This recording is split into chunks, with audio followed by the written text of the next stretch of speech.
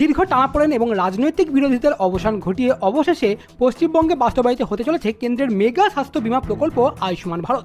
চলতি বছরের জুলাই মাস থেকে রাজ্যবাসী এই প্রকল্পের সুবিধা পেতে চলেছেন, এমনটাই আজ স্পষ্ট জানিয়ে দিলেন রাজ্যের মুখ্যমন্ত্রী শুভেন্দু অধিকারী।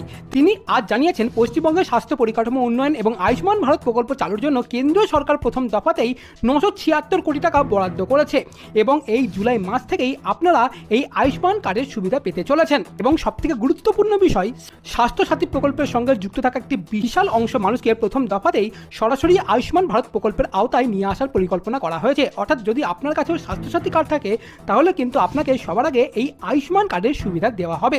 কিন্তু যদি আপনার কাছে স্বাস্থ্যসাথী কার্ড না থেকে থাকে তাহলেও কিন্তু আপনি এই আয়ুষ্মান ভারতের সুবিধা পাবেন। তার জন্য আপনাকে আবেদন করতে হবে এবং আপনার আবেদন গ্রাহ্য হলেই আপনি এই আয়ুষ্মান ভারতের সুবিধা পেতে চলেছেন।